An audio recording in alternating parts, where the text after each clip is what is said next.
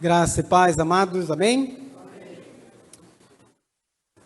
1 Coríntios diz que a profecia, profeta na igreja tem que ter 2, no máximo 3, e na sequência. Então nós estamos seguindo a sequência, Pastor Nonato nos deu uma palavra de ânimo, Pastor Soares também.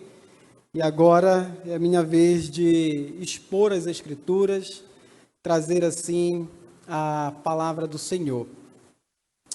Estamos começando uma nova série de pregações, a vida do discípulo. Eu quero iniciar com algumas reflexões aqui que justificam esse tema, essa série.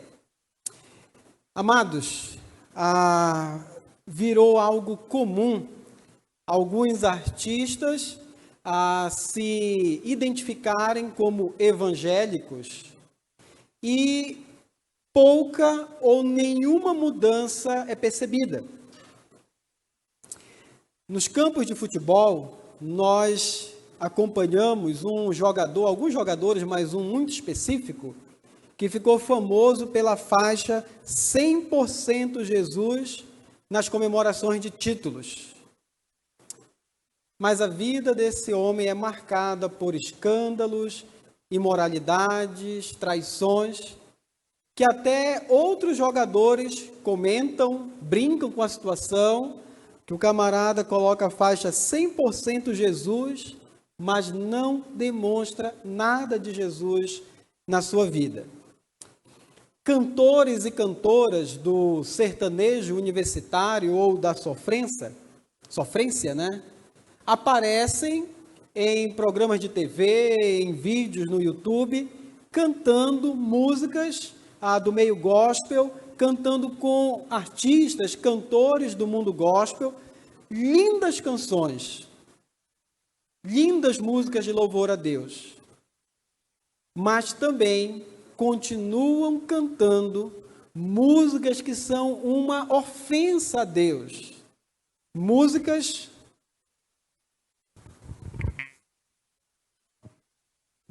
cheias de imoralidade na sua letra, com danças que são totalmente imorais. E continuam vivendo dessa forma. E algumas pessoas dizem assim, essa pessoa um dia está gravando um vídeo, está dentro de uma igreja, cantando um cântico de louvor a Deus, outro dia está cantando uma música que fala de bebedeira, de imoralidade sexual, de traição. E aí tem aqueles que dizem assim, não, mas a gente não pode julgar o coração. Isso aí a gente não pode julgar. É com ele, Amados, há 6 anos, um desses artistas foi batizado em uma igreja evangélica e alguns, olha só, eu acho que ele vai abandonar esse meio, ele vai se dedicar somente ao Senhor. E nada disso aconteceu. Continuou cantando e produzindo músicas piores ainda. Há algum tempo ele foi muito criticado, talvez tenha sido até investigado pelo Ministério Público por estar dançando com a sua filha uma música imoral com gestos imorais e fazendo a dancinha.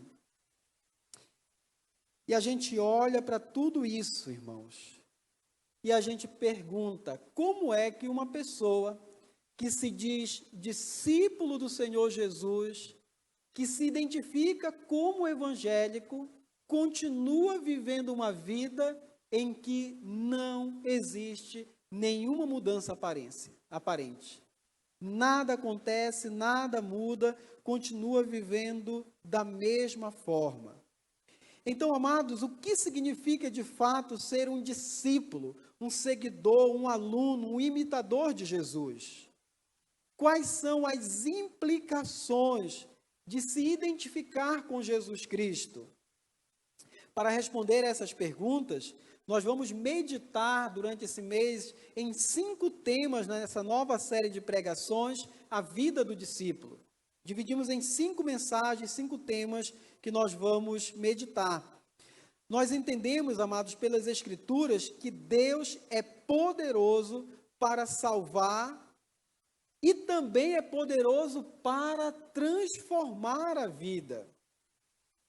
Nós não queremos falar de uma mudança legalista, de uma mudança superficial. Nós queremos, nesses dias, falar de uma mudança pelo poder do Evangelho, pelo poder do Espírito Santo do Senhor. Quero citar 3 versículos aqui, não precisa procurar, eu vou citar rapidamente, que falam da mudança do poder do Evangelho. Romanos 1, versículo 16 diz assim: pois não me envergonho do Evangelho, porque é o poder de Deus para a salvação de todo aquele que crê. Primeiro do judeu religioso e também do grego, pagão. O Evangelho é o poder de Deus. E quando a gente olha para essas situações que eu acabei de listar aqui, a gente pergunta, onde está de fato o poder de Deus na vida dessas pessoas? Filipenses 2, versículos 12 e 13, diz: desenvolvam a salvação de vocês com temor e tremor, porque Deus é quem efetua em vocês tanto o querer como o realizar, segundo a sua boa vontade. O versículo fala sobre desenvolvimento da salvação, e ele fala que Deus está trabalhando naquele que ele salvou. Mateus 7, versículos 17 e 18 diz assim: toda árvore boa produz frutos bons, porém a árvore má produz frutos maus. A árvore boa não pode produzir frutos maus, e a árvore má não pode produzir frutos bons. Então, esses versículos falam do poder do Evangelho, da transformação que deve acontecer na vida de um discípulo do Senhor Jesus. E citei essas situações aqui no início, pensando, a gente pode pensar, está falando dos artistas lá, está falando desse grupo que está na mídia. Mas eu quero trazer, amados, para a nossa realidade, pensando na nossa vida, como o Evangelho transforma a minha vida, a sua vida, como vive um verdadeiro discípulo do Senhor Jesus. Porque assim como acontece no meio artístico, acontece entre pessoas que não são famosas também. Muita gente frequenta a igreja, se identifica como evangélico, como cristão, como discípulo de Jesus, mas pouco ou nada muda na sua vida. Então, a proposta dessa nova série é olhar para o poder do Evangelho e seu poder transformador na vida de um verdadeiro discípulo. Queremos também olhar para questões muito práticas da vida do discípulo e descobrir como lidar com essas áreas. E aqui os 5 temas que nós vamos desenvolver durante esses domingos. Hoje nós vamos falar sobre a essência da fé em Jesus Cristo.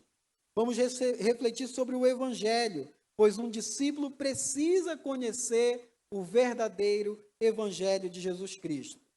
No segundo domingo, vamos falar sobre o custo do discipulado. Quanto custa seguir o Senhor Jesus? O que nós estamos de fato dispostos a abandonar ou temos que abandonar para seguir o Senhor Jesus, para ser discípulo do Senhor Jesus? No terceiro tema, nós vamos falar sobre o bolso do discípulo. Alguns teólogos brincam, dizendo que essa daí é a última parte que se converte na vida do cristão. A última parte que se converte é o bolso. E nós vamos trabalhar como um discípulo lida com dinheiro. Como é que ele trata as questões de finanças. O que a palavra de Deus fala sobre generosidade. Fala sobre contentamento, fala sobre fé em Deus nessa área dos recursos financeiros. Vamos falar também sobre o relógio do discípulo. Como é que um discípulo de Jesus usa o seu tempo? Investe cada minuto, cada hora da sua vida, cada momento da sua vida. Como discípulos de Jesus, usam o tempo que o Senhor nos deu. E na última mensagem nós vamos falar sobre o testemunho do discípulo. Como é que um discípulo vive e testemunha o Evangelho de Jesus Cristo para outros que ainda não conhecem o Senhor Jesus. Hoje nós vamos falar sobre a essência do Evangelho. Eu convido os irmãos para abrirem suas Bíblias em Lucas, capítulo 15, Evangelho de Lucas, capítulo 15. Eu quero começar lendo os 3 primeiros versículos. Diz assim a palavra do Senhor. Lucas, capítulo 15, versículos de 1 a 3. Aproximavam-se de Jesus todos os publicanos e pecadores para o ouvir. Os fariseus e os escribas murmuravam, dizendo: Este recebe pecadores e come com eles. Então Jesus lhes contou esta parábola. Até aqui, irmãos. A situação é essa. Publicanos e pecadores vêm até Jesus para o ouvir.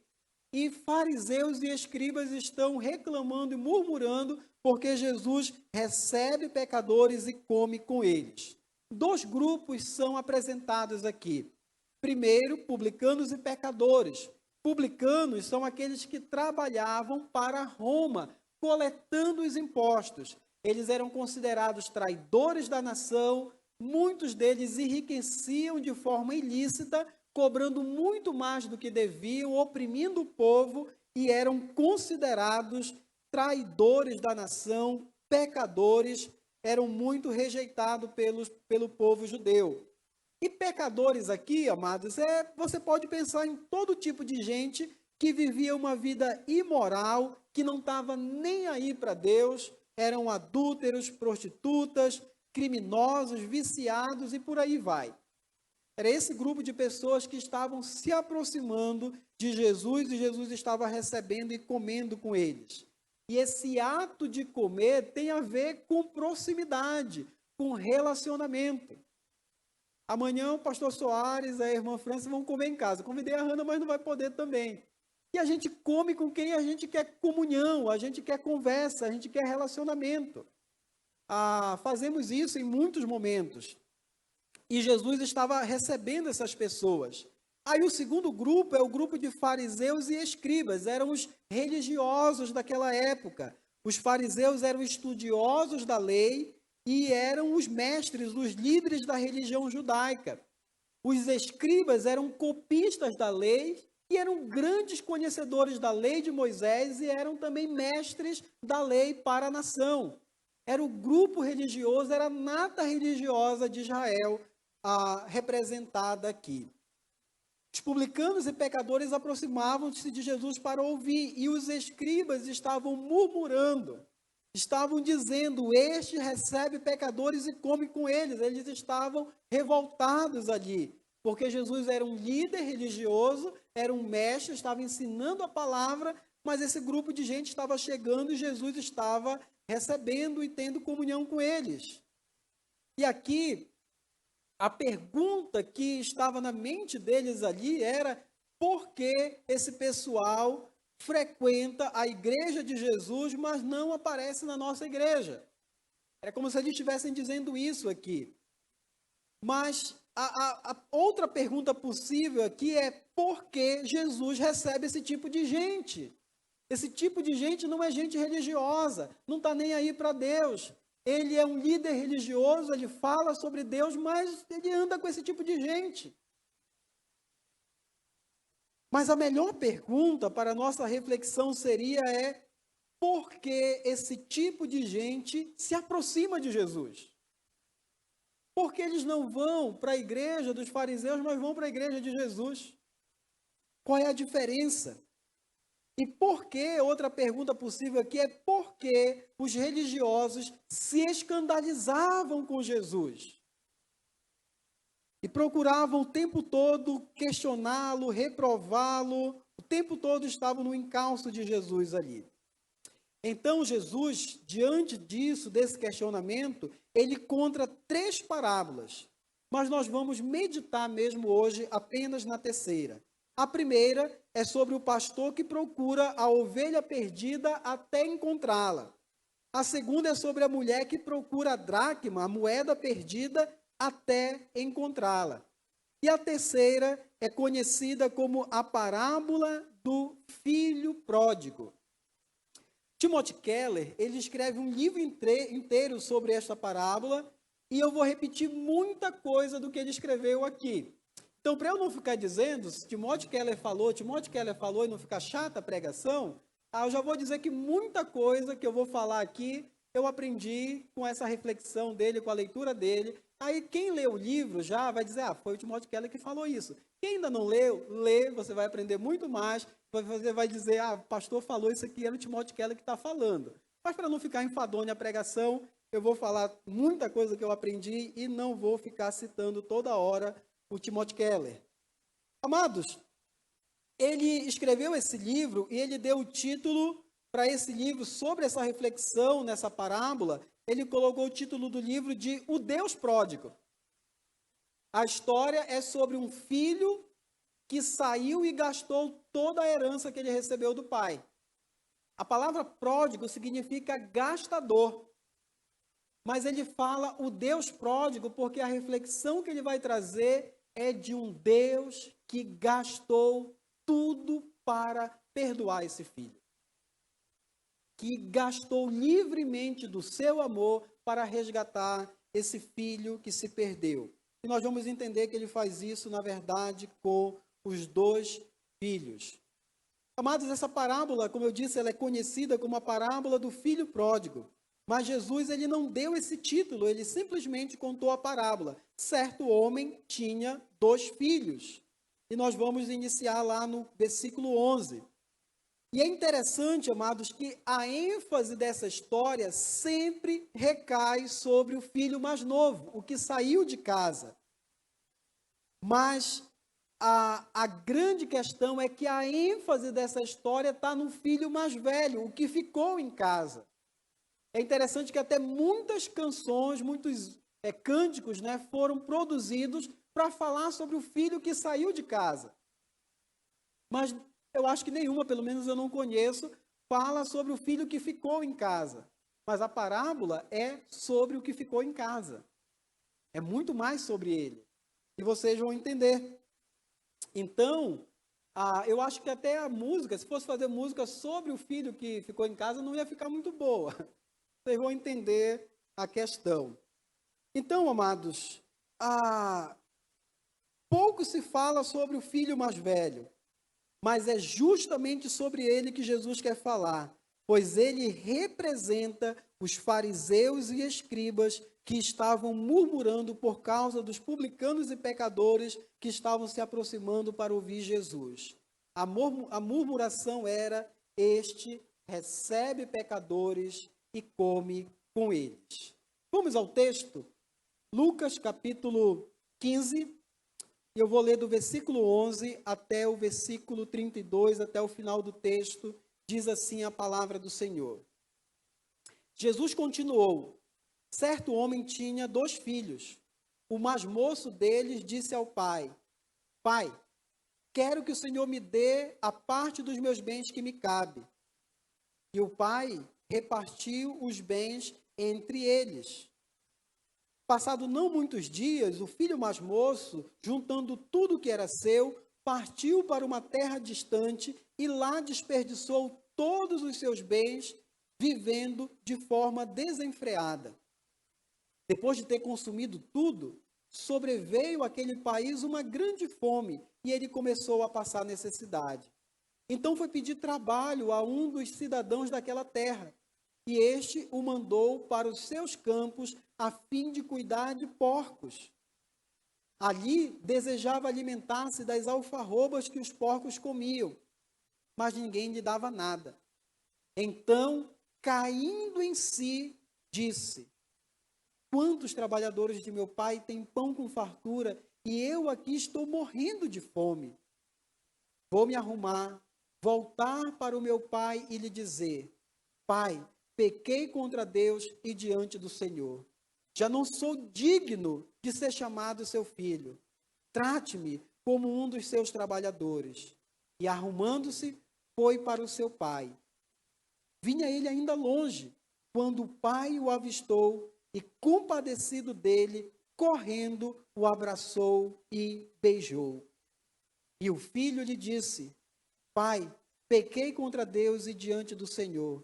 Já não sou digno de ser chamado de seu filho.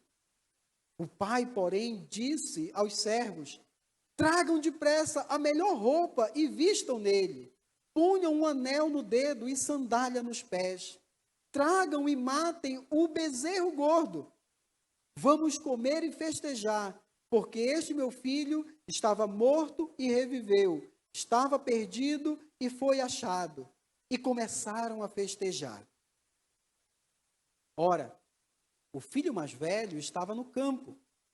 Quando voltava, ao aproximar-se da casa, ouviu a música e as danças. Chamou um dos empregados e perguntou o que era aquilo. E ele informou: o seu irmão voltou, e por tê-lo recuperado com saúde, o seu pai mandou matar o bezerro gordo.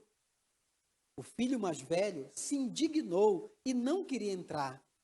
Saindo, porém, o pai procurava convencê-lo a entrar.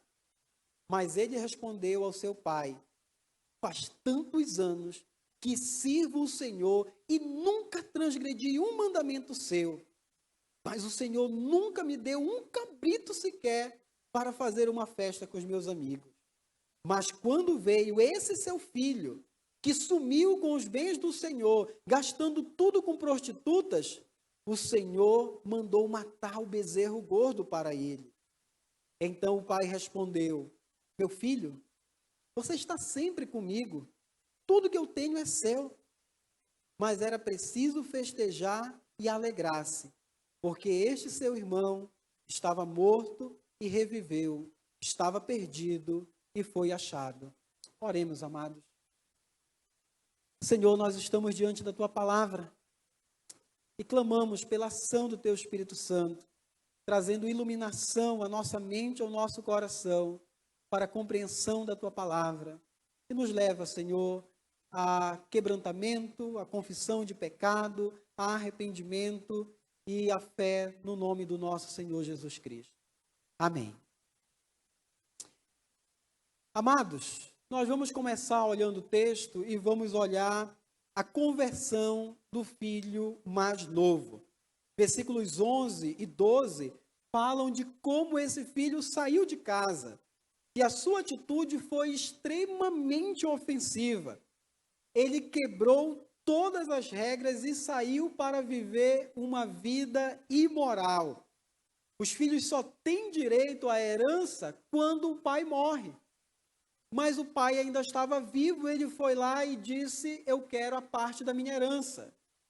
Amados, se é feio quando o pai morre e os filhos começam a brigar pela herança, imagina hoje o filho com o pai vivo chegar lá e dizer: eu quero a parte da minha herança. O que esse homem estava dizendo era: eu não me importo com você, eu só quero os bens que você tem para me dar.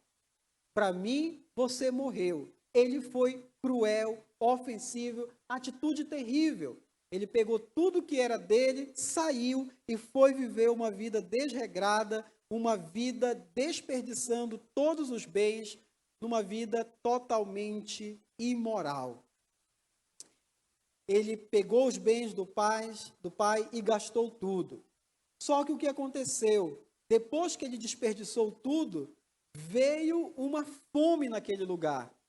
E ele começou a passar necessidade e ele foi parar no chiqueiro. E você sabe que para o judeu isso é muito humilhante. Ele nem come carne de porco. Agora imagina ficar no chiqueiro cuidando de porcos. Esse homem chegou no ponto mais baixo da sua história, no pior momento da sua vida.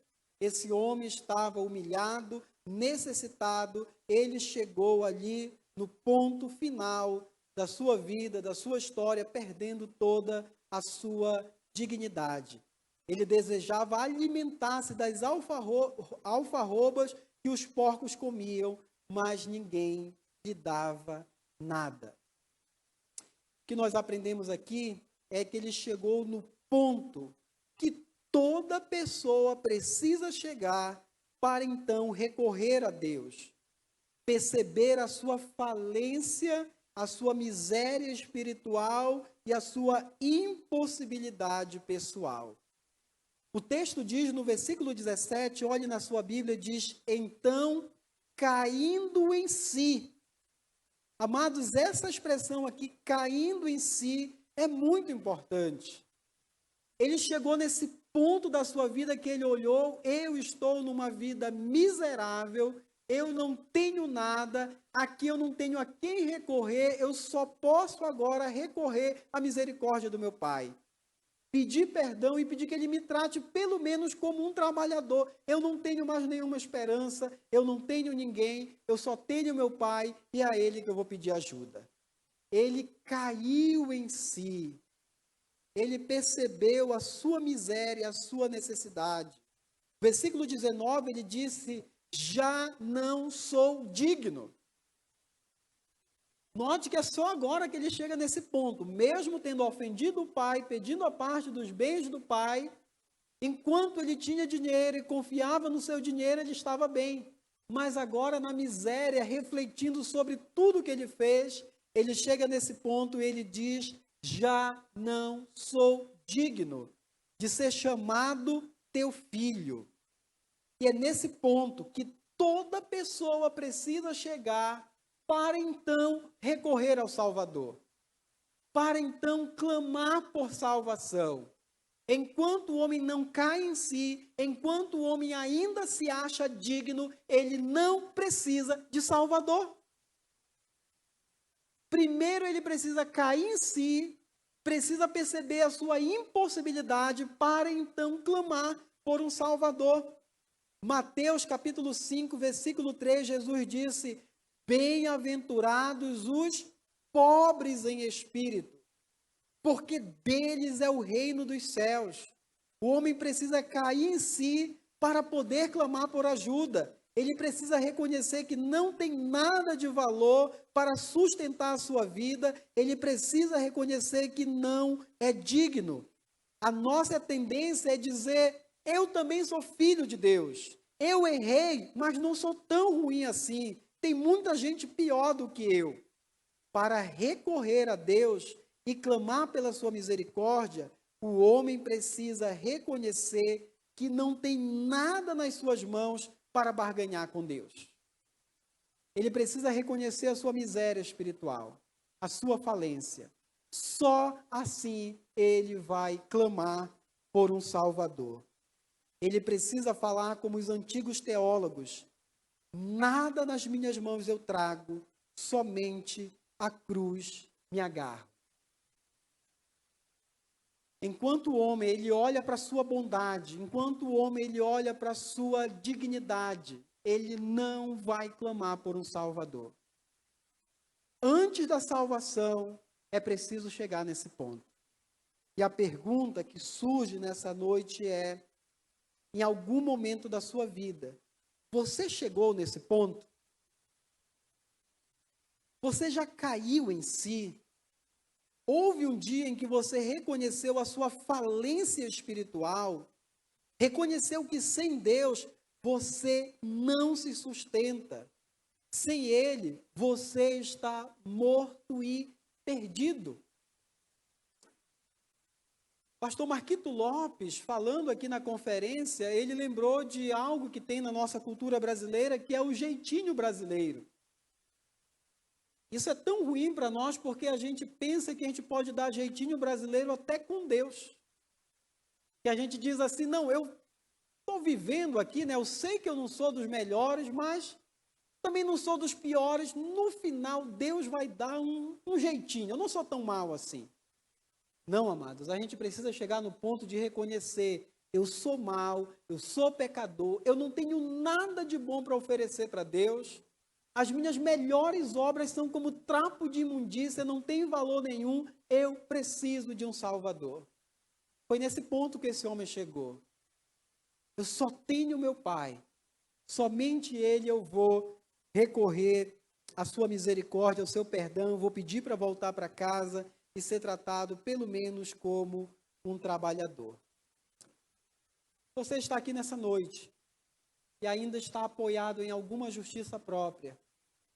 Você precisa clamar ao Senhor, que te leve a esse ponto, a iluminação para compreender a sua miséria espiritual, para que então você recorra ao Salvador. Nesse ponto nós vamos olhar a misericórdia do Pai. Vejam como o Pai foi misericordioso.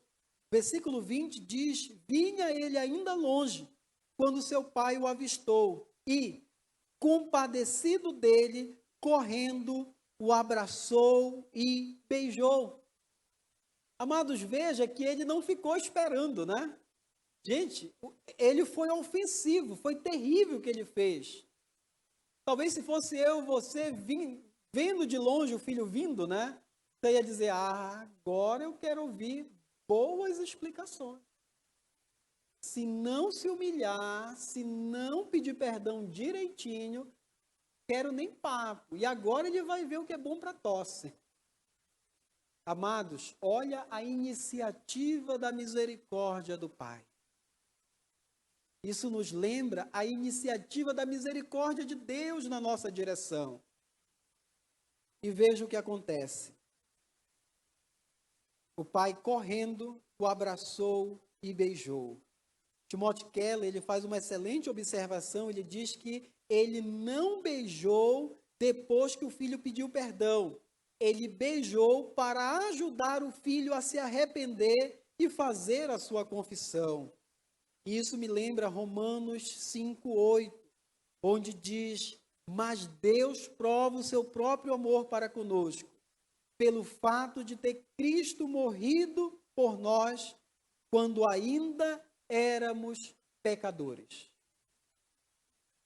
Jesus morreu por nós quando nós não merecíamos absolutamente nada. Jesus não morreu por causa da nossa bondade. Jesus morreu por causa da nossa maldade. Ele viu a nossa miséria, ele viu a nossa condição, nos amou e se entregou por nós.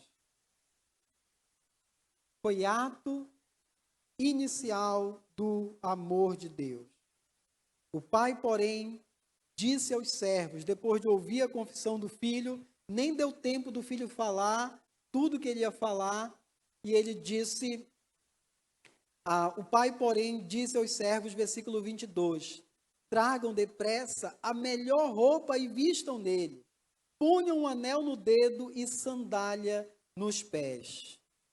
Resumindo aqui, amados, roupa, anel e sandália indica a devolução da dignidade e posição legítima de filho aqui na família. Ele estava dizendo, meu filho, você está dentro de novo.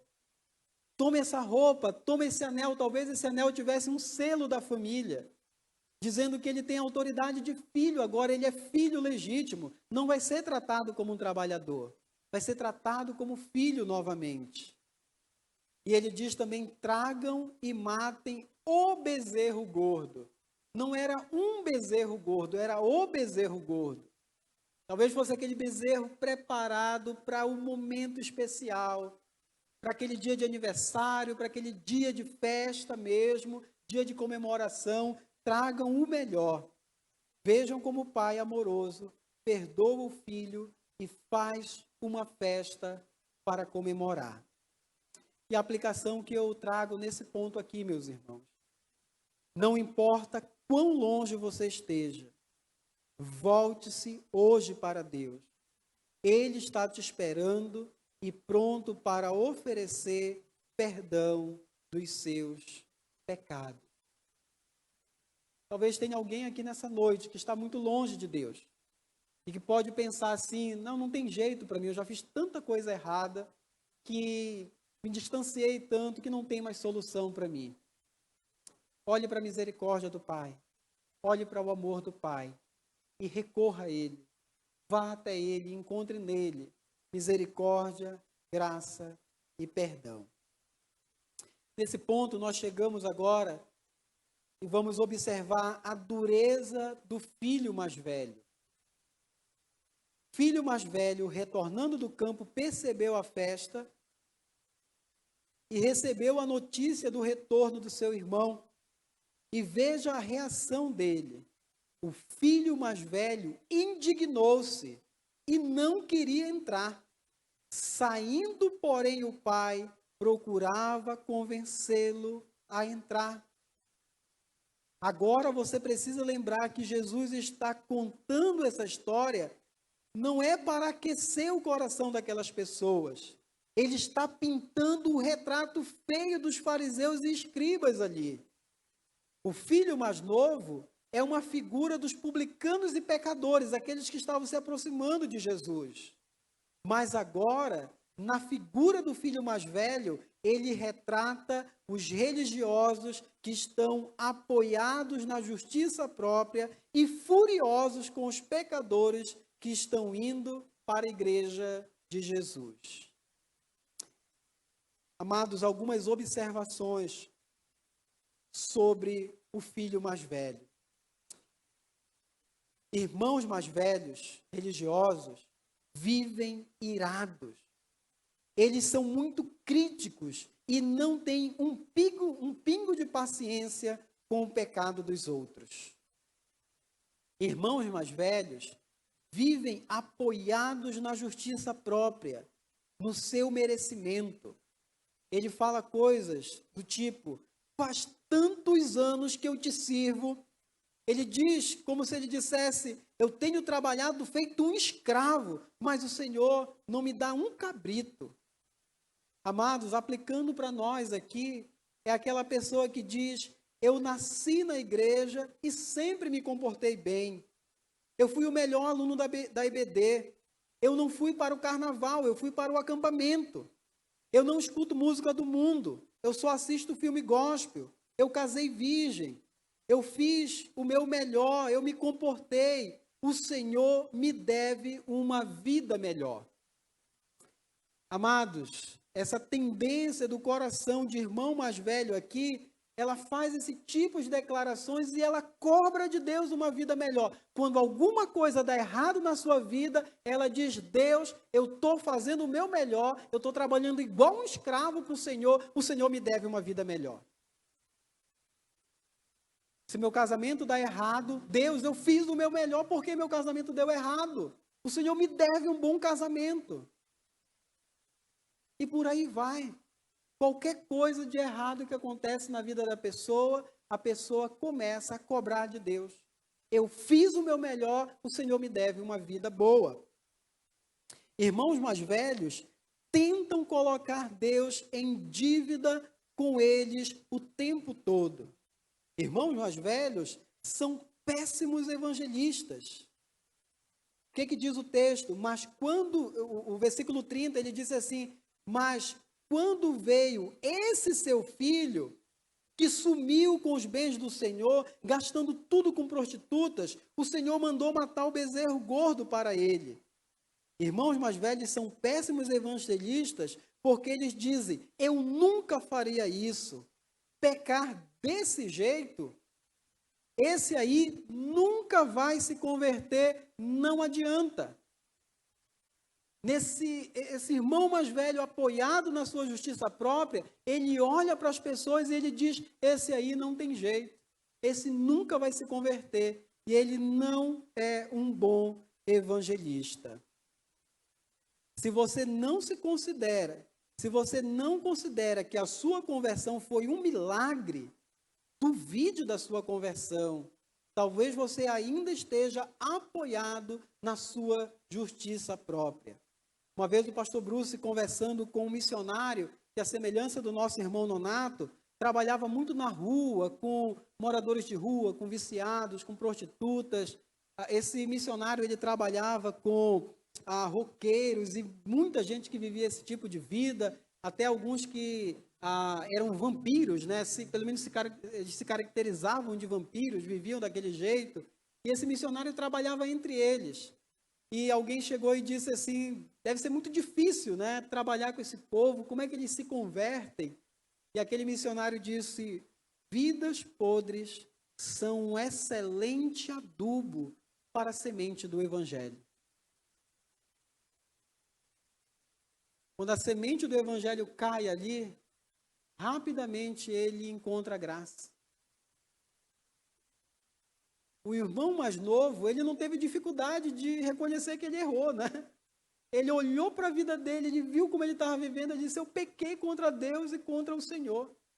Agora o irmão mais novo, o irmão mais velho, ele está dizendo: eu fiz tudo certo, nunca transgredi um mandamento seu. Para quem vai ser mais difícil reconhecer que é pecador? Amados, quando a gente passa a vida toda na igreja, às vezes é mais difícil reconhecer os nossos pecados. A gente acaba se apoiando na justiça própria, na nossa bondade, e aí a gente fica endurecido. O Evangelho nos chama a uma observação aqui, amados. O que afasta o irmão mais velho do pai não são os seus pecados, mas a sua bondade. Amados, pessoas muito religiosas, pessoas que tiveram a vida toda na igreja, na religião, o que afasta elas de Deus, na verdade, não são os seus pecados, é a sua bondade. Porque ela não se apoia na graça de Deus, ela se apoia na bondade dela. E os nossos melhores atos de justiça são como um trapo de imundícia diante de Deus. E assim somos chamados a nos arrepender da nossa justiça própria, que nos afasta do Salvador, que nos faz achar que somos merecedores e que se Deus nos aceita é porque nós somos bons e não por causa do Evangelho de Jesus Cristo. Amados, o Evangelho nos chama ao arrependimento da nossa justiça própria. Nós temos que nos arrepender dos nossos pecados, mas temos que nos arrepender também da nossa justiça própria. Irmãos mais velhos têm muita dificuldade de perdoar, pois eles dizem: eu nunca faria isso. Então eu tenho o direito de te odiar e de continuar irado e te matando no meu coração, porque eu não sou igual a você. Agora, o que os dois irmãos aqui têm em comum? Os dois queriam controlar a riqueza do pai. Os dois queriam o controle da riqueza do pai.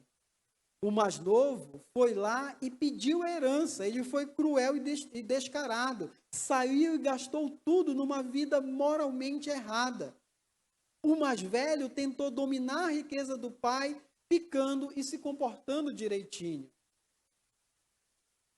Ele queria o bezerro gordo. Ele queria a riqueza do pai. O coração dele não estava com o pai. Os dois estavam perdidos, amados, distante do pai. Um estava perdido fora da casa do pai e o outro estava perdido dentro da casa do pai. E aí, nesse ponto, os fariseus e escribas estão furiosos, pois eles sabem que Jesus está falando deles. Mas veja como o coração bondoso do pai estende misericórdia para o irmão mais velho também. Versículo 28 diz: saindo, porém, o pai procurava convencê-lo a entrar na festa. Assim como o pai avistou o irmão mais novo e foi na direção dele, quando o irmão mais velho não quer entrar na festa, o pai sai para convencê-lo a entrar na festa. A misericórdia de Deus, a misericórdia do Senhor se estende para os dois. O Senhor vai na direção dos dois.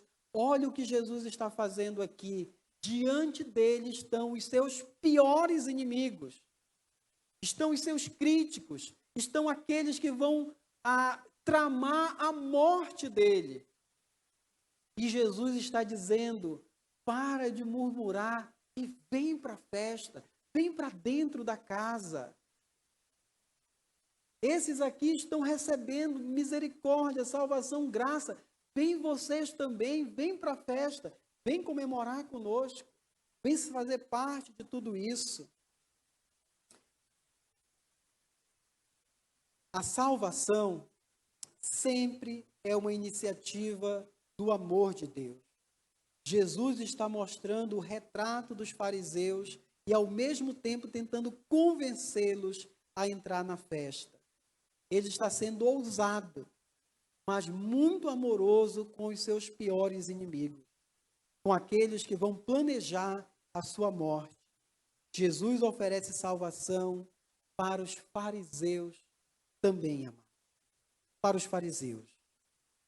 E agora, o ponto que eu quero trabalhar aqui com os irmãos é como Deus pode perdoar pecadores.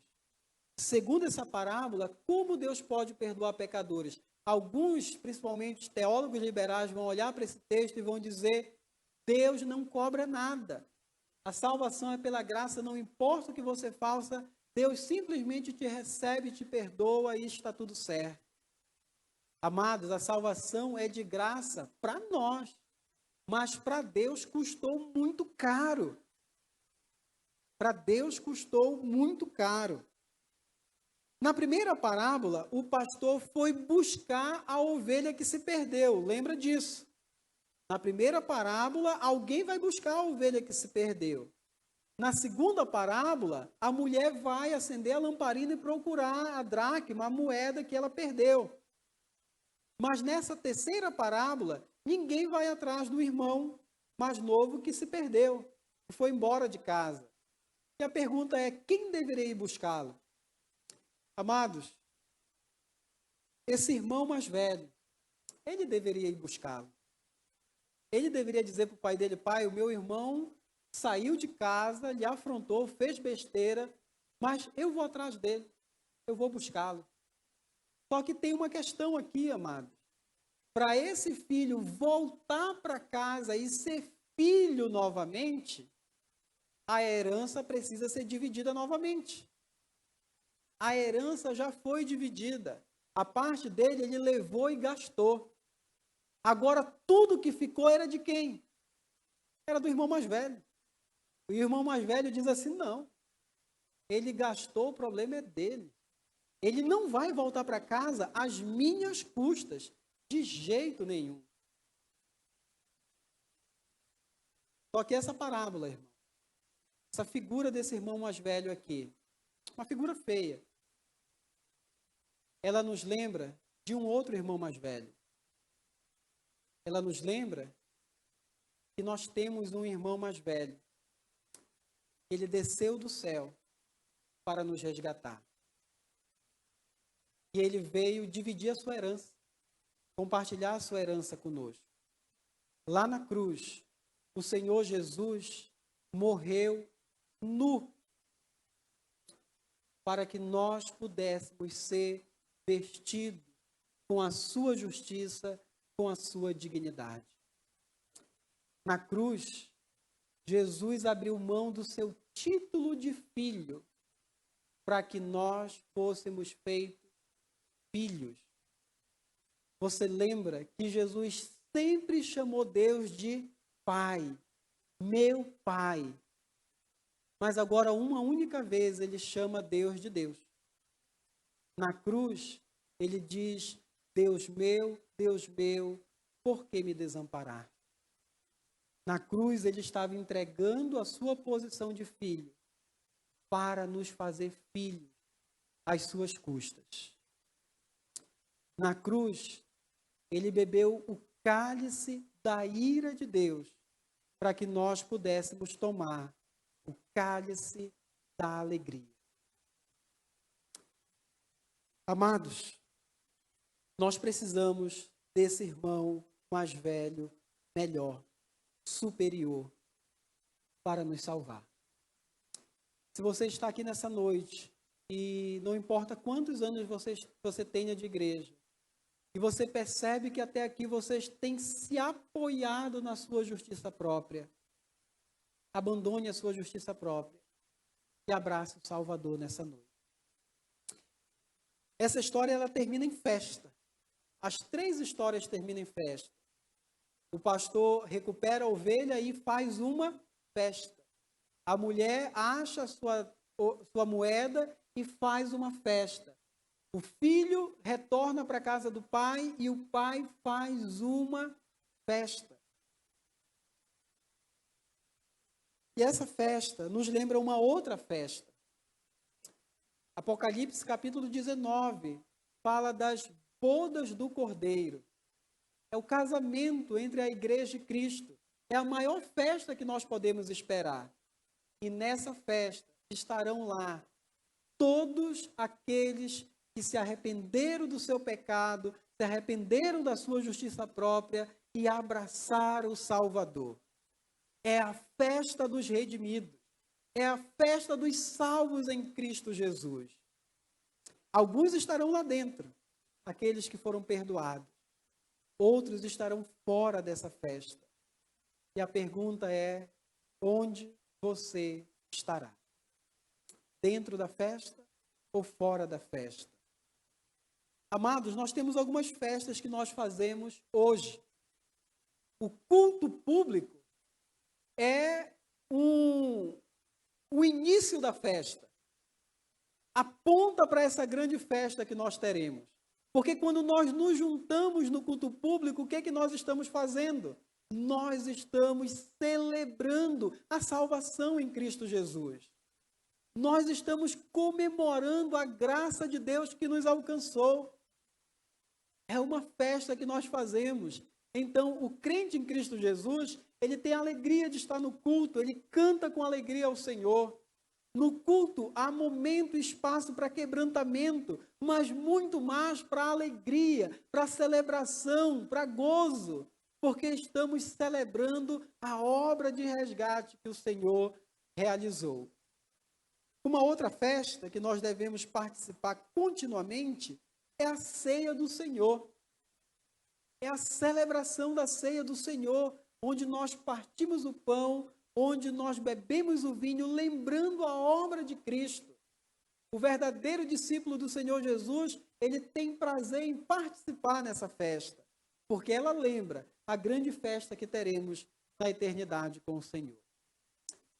Essa história vai acabar em festa. E a pergunta é: você vai estar dentro dessa festa? E com isso eu vou para as aplicações finais. A pergunta aqui é: quem é você nessa história? O irmão mais novo que saiu e fez um monte de bobagem, mas se arrependeu e buscou o Salvador? Você é esse que realmente quebrou todas as regras, mas caiu em si, reconheceu sua indignidade, reconheceu Jesus como Senhor e Salvador da sua vida, está se alegrando nele dia após dia? Se você está nessa condição, louvado seja o Senhor, se alegre no Senhor. Talvez você esteja nessa condição que saiu e ainda não voltou. Ainda está distante do Senhor. Hoje é dia de receber o perdão do Senhor. Hoje é dia de receber salvação. O Senhor toma a iniciativa de te abraçar, te beijar e te perdoar através do Senhor Jesus Cristo. Talvez você se identifique com o irmão mais velho. Talvez você ainda esteja apoiado na sua justiça própria. Continue irado com outras pessoas e até irado com Deus e acha que Ele te deve uma vida melhor. Você precisa deixar a sua justiça própria e confiar somente em Jesus. Não importa quantos anos de igreja você tenha, se você está apoiado na sua justiça, você está perdido. Mas ainda é tempo de entrar na festa. Talvez você seja um verdadeiro convertido, mas passou a vida na igreja e tem um jeitão de irmão mais velho. Você precisa mergulhar no Evangelho, tomar um banho de Evangelho todos os dias, lembrar todos os dias que você é um pecador salvo pela graça, até que seu coração seja inundado de alegria, misericórdia, amor e paciência. Aqui está a essência do Evangelho de Jesus Cristo. Ele concede perdão e salvação somente através da obra de Jesus Cristo. Timothy Keller disse o seguinte: o Evangelho diz que você é simultaneamente mais pecador e imperfeito do que jamais ousou acreditar, mas é mais amado e aceito do que jamais ousou esperar. Ele diz também, a religião diz, obedeça para então ser aceito. O Evangelho diz, eu sou aceito em Cristo, portanto, obedeço. Como eu falei no início, muitas pessoas se identificam com o Evangelho. Dizem que são seguidoras de Jesus, mas não têm transformação. E a transformação não virá de uma forma legalista, amado. A transformação, ela vem quando a pessoa entende, eu sou um pecador, mas fui aceito através da obra de Jesus Cristo. Então agora eu obedeço. Eu não obedeço para ser aceito. Eu obedeço porque fui aceito através de Jesus Cristo. Esse é o poder do Evangelho. É olhar para a obra do nosso Senhor Jesus Cristo.